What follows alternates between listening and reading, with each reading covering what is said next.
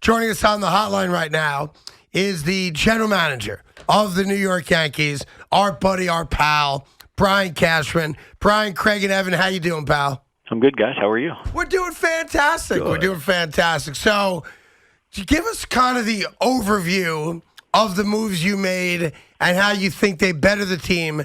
And then, of course, we'll get into some specific questions regarding some of the moves that did and didn't happen. But I figure let me give you the opportunity to tell Yankee fans from a 30,000-foot perspective why you think you've made the team much better.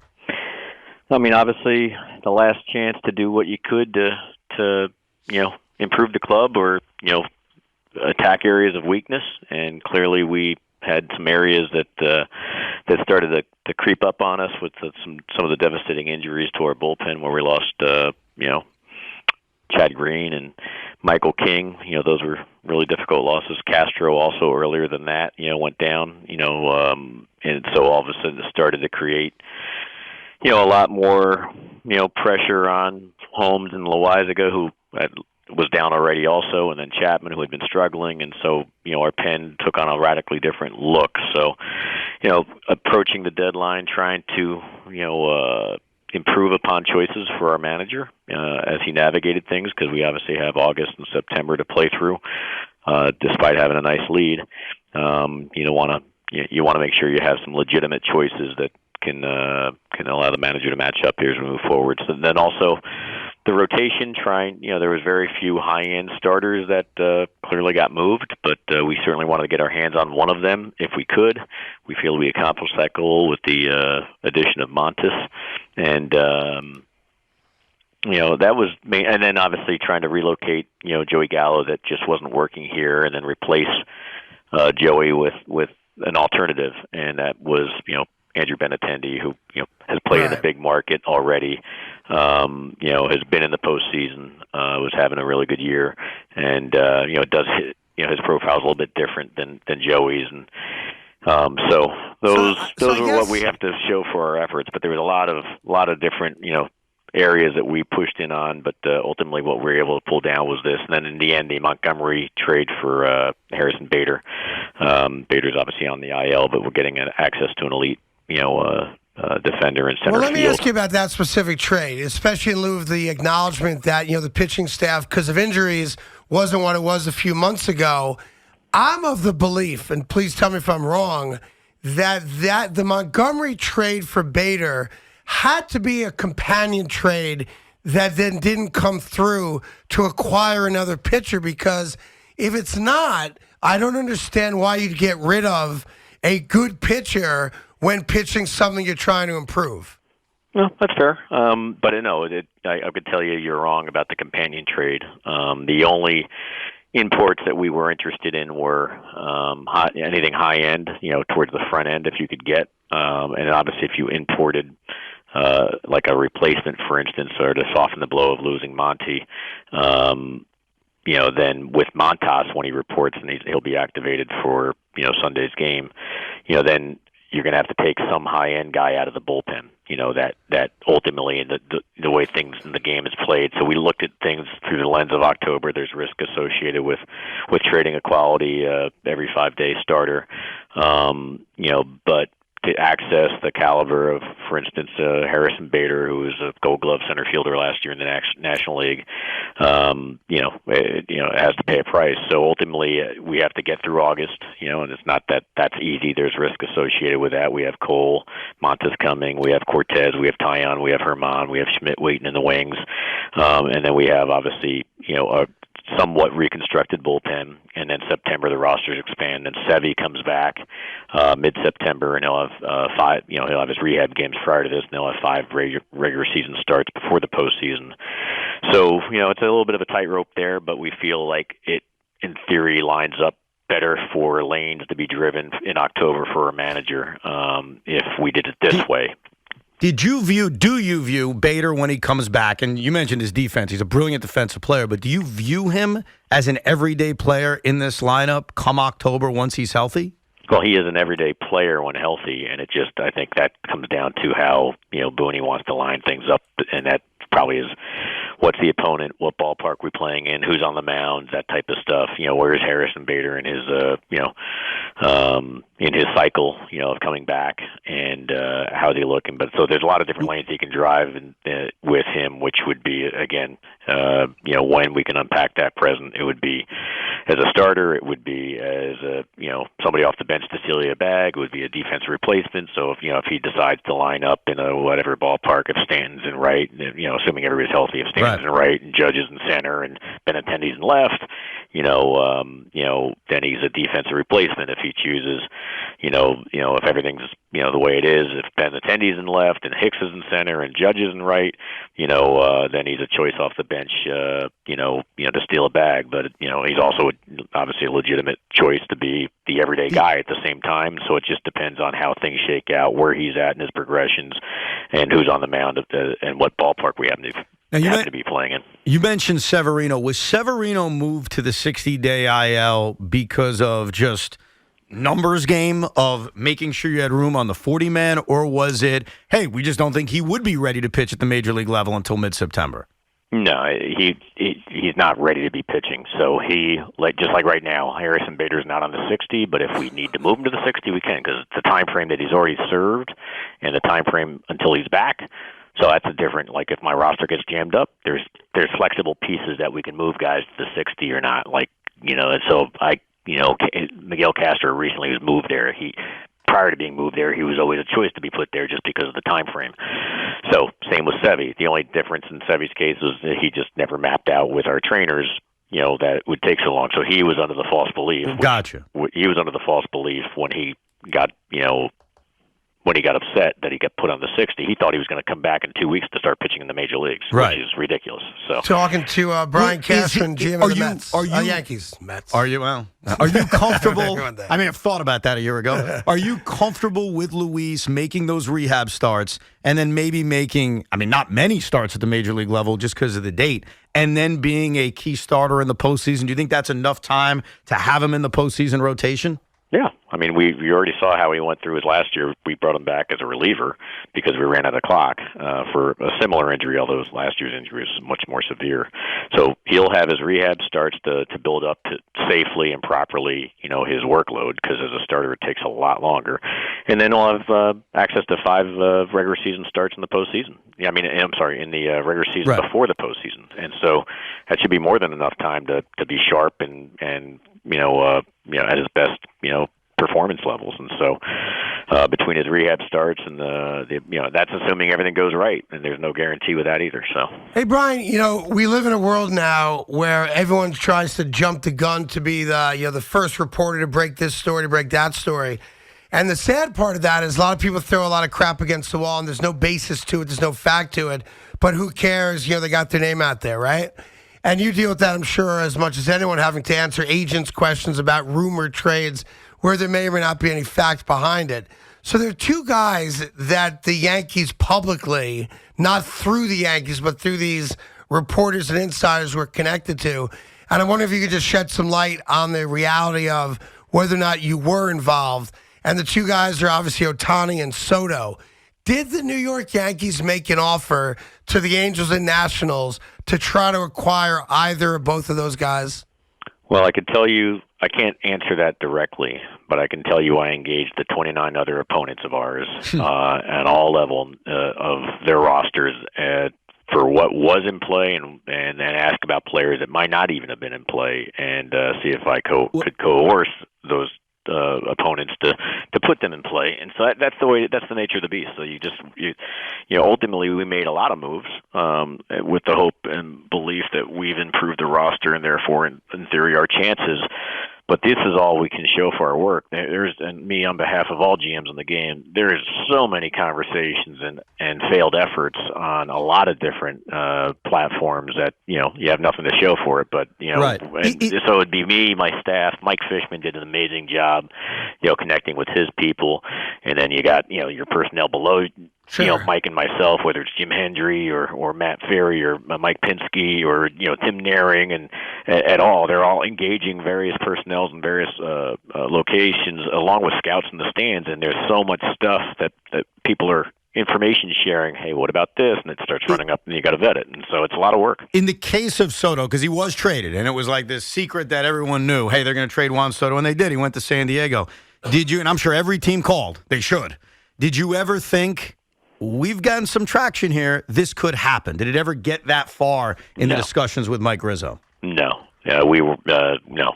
There was nothing that, nothing coming out of, the Washington operation that his best match was coming our way. Did you take that as them not liking the prospects as much, or maybe you guys not being willing to trading all of those guys? I would take that as, just like last year when Scherzer and Turner got dealt to the Dodgers. I would take that, and you have to know your opponent. And Mike Rizzo is a former scouting director, and so I think there's certain things that he's going to gravitate to and he wants, and his heart and eyes were set on a certain, very few locations more so than others, and I guess that's the best way to answer that. So I think it was very predictable in the end that San Diego, if he was going to get moved, was the most likely candidate, that or St. Louis, because I think the media does a very good job of assessing and trying to cover these things, and they were able to I think pull from we actually, were able to determine that we necessarily weren't a match for them as much as other places. And so it was clear, I think, from the industry as well as, for myself, that we weren't, in a driver's seat for something like that. And then separately, that it's more likely going to be, it sounded like, between the Cardinals and the Padres, and and I can't even say that's a true and accurate statement, but that's what all the noise was about, and there was no surprise when he landed in San Diego. Talking to Brian Cashman, GM of the New York Yankees. Listen, no such thing as a perfect team, but I'm just wondering, what keeps you up at night looking at the team? And now you've got your team. This is what it is. Other than a couple movements, guys coming off the IL, et cetera. As you move into September, and then obviously the month that matters the most, October. What keeps you up at night? What's your biggest worry about the Yankees? I mean, I can't really say. My job is to listen. If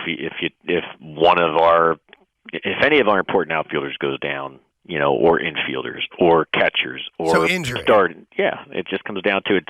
Like it can be anything and everything that changes a little bit of our landscape or a lot of our landscape, depending on what it is. And so, I think like any team, our chessboard is set, and if there's a significant piece, that you have pawns, you have queens and kings and rooks and the horse, whatever he's called. Maybe I already named it. And one of the better and more important pieces come off. We just call him, in my house, we call him the horsey. But I think it might be the knight. I'm not sure exactly. Yeah, so exactly. That's on that so end, ultimately, that's how it is. It's just it's some guys are more valuable and important, and makes your heart skip a beat than others. But all of it is connected, and then ultimately, injuries are part of the game. So there'll be more coming regardless, and that's why this deadline's always so important to try to do as much as you can. So fans are concerned, but fans are more emotional than you're allowed to be. You concerned at all about Garrett Cole after a start like yesterday's? No. I mean, the Garrett Cole stuff is fantastic. You know what? We had Roger Clemens here, and yesterday was, to me, a more Roger Clemens-like. I've been a part of some games where Roger did not have his best stuff. And so yesterday in the first inning, when obviously Garrett was getting hit unusual for him, clearly, I was thankful that there was an off day today, because I was like, I don't know how he's going to get through this, and we're going to be leaning on our bullpen. Is it 8 innings? Is it 7 innings? But like Roger Clemens, who's one of the game's all great starters, the good ones find a way, and so Garrett, despite all that, didn't throw in the towel. He competed, and found a way to get us, through 6 yesterday, and cushion the blow. And we actually, obviously, were in the game, and we were able to somewhat fight back and believe, hey, if this or that could happen, we actually can, close the gap on them. But ultimately, Garrett stepped up despite what happened in the first inning, and navigated his way through it. And hey, these guys are human; they're not going to have their A stuff. And in his particular case, he just didn't have his A inning. But the rest of it was clean, and he provided the length necessary, so we didn't have to lean in on guys more than we had to in what appeared to be a game that was out of reach. So Talking to Brian Cashman, GM of the Yankees. Old buddy Didi Gregorius was released. Will you have any interest in bringing him back? We're going to evaluate everything that's available at all times. So, ultimately, as these things keep happening, that's your only access to talent moving forward. Whether pushing it on the major league level or pushing it as hey, join us at Scranton. That those are the assessments that we'll be doing. When you're talking to 29 other teams, and forgetting the Otanis or Sotos of the world, and I assume every team asks about Anthony Volpe. Was it a clear, we're not moving him, period, like Luis Castillo, Frankie Montas, sorry, he's unavailable? Is that how you guys have handled when teams ask about Volpe?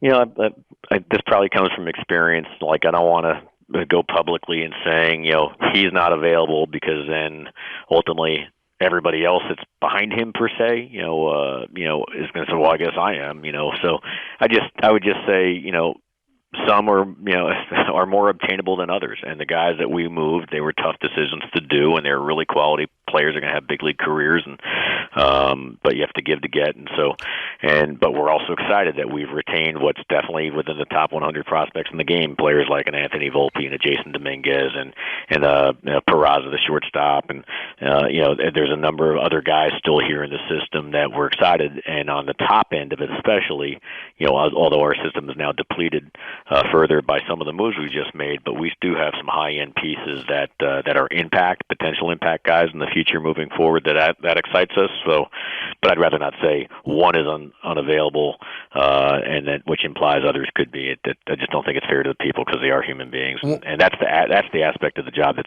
stinks. Is that ultimately, imagine if you worked for UPS or Subway, and your boss comes in and says, "Hey, you have to move from your apartment, and I just sent you off to some other city in the country," right. and all hell breaks loose, and your life changes, and it's just a really bad part Montgomery took it tough, didn't he? Yeah, I mean, he's a homegrown guy that has roots here and family. He's part of the Yankee family, and he always will be. And it's I gotta be. I have to put blinders on and do what I think is right. Sometimes, it works out and sometimes it doesn't. But telling someone like a Jordan Montgomery, who is a homegrown guy drafted by Damon Oppenheimer, developed here, has had success clearly here. He's a bona fide major league starter. It's not easy. It's very difficult to tell people this news, and it's more difficult to tell people like a Jordan Montgomery. You've seen a lot over 20-plus years here, the good, the bad. Why, in your estimation, did Joey Gallo fail the way he did for the year he was here? Environment, just environment. You do as much homework as you can. You ask players that have played with him. You do as recon, and obviously we didn't get it, perfectly correct after the fact. But certainly we did it all. We've done the due diligence on him prior to the deal, and at the same time talking to players that were on our club prior to doing the deal that had played with him in Texas, and so we got everything and anything we could, and but it ultimately wasn't to be. I mean, I bet you he was relieved when you told him you sent him to the Dodgers, though. Him and I were talking for a while. I'm very transparent if a player wants it to be. So if a player asks me a question and engages me about what's going on, I will be forthright. And I've always been that way. And so Joey and I had a lot of dialogue throughout, and I told him that I would do the best I can. I asked him, even though I knew I'd get it, I was going to get it regardless, but I asked him, just continue doing what you're doing, give us the best effort you can. And he checked all the boxes in terms of he wanted to win. He gave max effort. He was prepared on a daily basis to try to contribute. He bonded with his teammates. He was beloved by our players in the locker room, and all those boxes were checked. It just did not, it just didn't work out. And so I was honest with him, and he was honest with me. And so when I did tell him, I can't tell you he was relieved or not. It was just a new chapter. So my job is, when things are going either well or not well. We turn the page and keep fighting. Right. Same with him. So he's turned the page now. He's with a new organization, and he's just going to keep fighting and competing, and hopefully the results will be better as he moves forward because the talent is all there. When did you know? Like coming into this season, I think myself, there are a lot of Yankee fans that said, he's going to have a big year. Full year in New York, Yankee Stadium. He'll put it together. When do you sit there and say, all right, it's the environment or it's something, it ain't working, we have to find a way to move on from him? I don't have a specific date. I mean, I know that coming out of this, even though it feels like it's already been a long season, even though it's been a good season, but between the draft and the trade deadline and everything else, so turning the clock back, I know getting out of the gates I thought was important for him. Maybe after the last year's second half, now he's got his sea legs on. He's better aware of this environment, and again, as I just alluded to, trading people in season, they have to relocate, a whole new city, don't know most people. It's just not easy to do to anybody, and so I thought coming in, he'd be in a better spot, but I thought it would be best if he got off to a good start, and I thought, if I remember right, that coming out of the gates, he was balling it up pretty good and hitting it with impact, but not getting anything to show for it. I remember playing the Toronto Blue Jays, for instance, earlier, not necessarily Joey Gallo specific, but I remember games we were playing them, and their defense was aligned perfectly. It's almost on all our hitters, and they were, we were smoking the ball here, there, or wherever, and they'd have a 4 outfielder alignment or an overload on one side with the shift, and our guys are just maybe impacting it with a high velo, but right at a guy perfectly placed. And I just thought that's how his early season started. He was getting his walks, he was hitting the ball hard, but not getting any show for it. So it was like kind of don't get down on it, but don't get down, keep grinding, you're impacting. But after a while, I think that can turn into frustration and whatever. I don't have an answer for it. I wish I did because it would avoid. I could maybe avoid being in the first position or putting somebody else in that position. And so at the end of the day, he's in a better place, I hope, now, and I wish him best of luck. I thank him for his commitment and his effort. And ultimately, you can't control the results. I'm curious. Every time Aaron Judge hits a home run, do you think to yourself, "Oh my God, that's $10 million more I got to pay this guy"? Does that go through your mind as he continues to have a torrid season?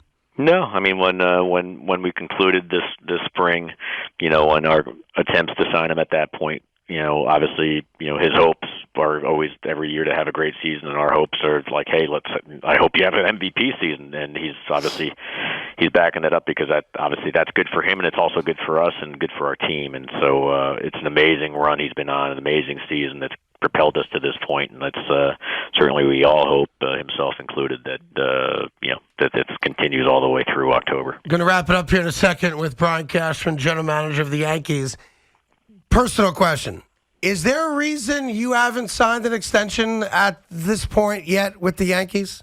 Yeah, historically the Yankees don't do anything with anybody until the very end. So it's been part of our practice, so it's, that's just the way it's always been. And do you still love doing it? I know you've done it for a long time, yeah. And there are guys that get to your age and say, I want to do something else. Oh my God! You call me You call me old?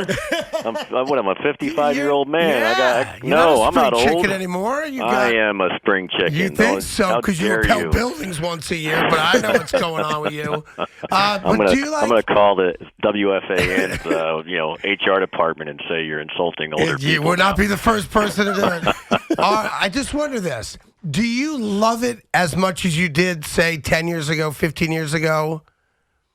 I love it when we're winning. I hate it when we're losing, and where the real obviously where the blood really starts pumping is trying to figure out how to solve this or fix that or improve this or improve that. That's with the staff I have and the great ownership we've got, it's like we're competing every day. It's, other people don't have that, if you're not in the sports world, but we obviously are getting judged sometimes harshly because it's failing or sometimes really well because it's doing great.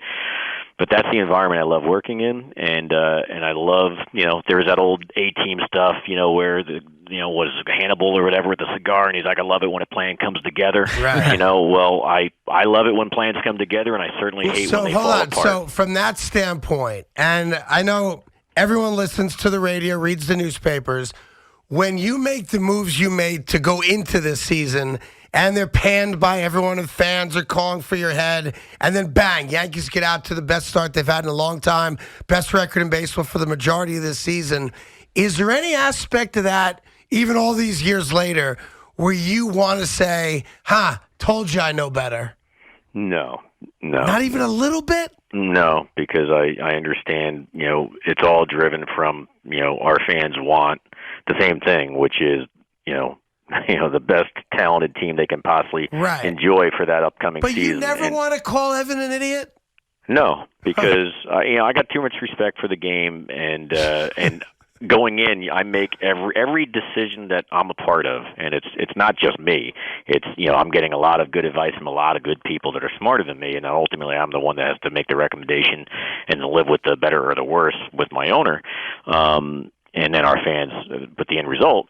But at the end of the day, everything you do, there's no guarantee, and you have the fear of it not working out. What if it doesn't? There's no perfect this move makes this happen, and it's going to deliver. We've done a lot of different things that we've imported a lot of talented players. We've had great talented teams consistently, but it's hard to get that to the very end, and I respect and understand that. So I got no issues with the complaints. I'm curious and the second though, guessing. because you've resided over winning seasons every year you've been here, so it's not like you've ever dealt with a 90-loss season. But I'm sure you go into certain years feeling better about what you have than other years. This team is 70-36. I don't know if there was anybody around here who said, yeah, they're going to play 660 baseball.